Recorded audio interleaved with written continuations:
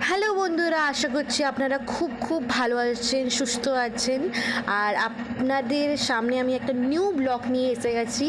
আর আপনাদের দেখতে পাচ্ছেন আমার লুকটা কেমন লাগছে, অবশ্যই কমেন্ট সেকশনে বলবেন। আর আজকে বিশেষ কারণের জন্য এই ব্লগটা বানানো হয়েছে। আমাদের বাড়িতে আজকে প্রাণ প্রতিষ্ঠা হলো। সব দেব দেবী যাদের যাদের মূর্তি আছে, যাদের যাদের ঠাকুরের পুজো হয় আমাদের ডেলিতে বাড়িতে, সবারই প্রাণ প্রতিষ্ঠা হলো, হোমযজ্ঞ হলো। আর আমাদের বাড়িতে আজকে এসেছিল গুরু মহারাজজি, যার থেকে আমার দীক্ষিত, অর্থাৎ আমাদের বাড়িতে সবাই ইনি আশ্রম থেকে দীক্ষিত।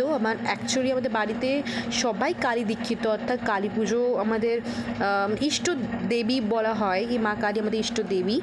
আর অর্থাৎ আমি হলাম কৃষ্ণ ভক্ত, মানে আমার হলো কৃষ্ণ দীক্ষিত।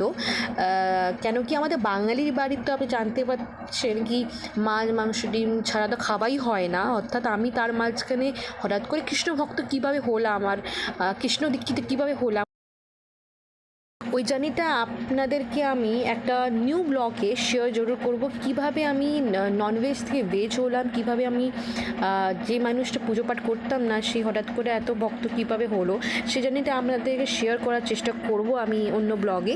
আর আজকে বাড়িতে এত সুন্দর লাগছে, মানে হোমযজ্ঞ হলো, শান্তি একটা অনুভব। বাড়িতে পুজো পাঠ হতে না খুব ভাল লাগে, মানে খুব শান্তিপ্রবল লাগে।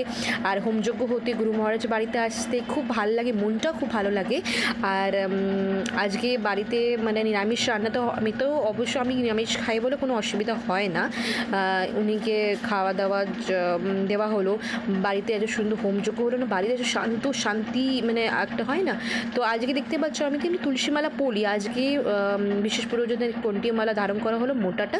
আর আমার চ্যানেলকে প্লিজ ফলো করতে ভুলবেন না। আর আমার চ্যানেলকে খুব ভালো লাগে তো কমেন্ট শেয়ার করতে ভুলবেন না। দেখা হবে অন্য ব্লগে।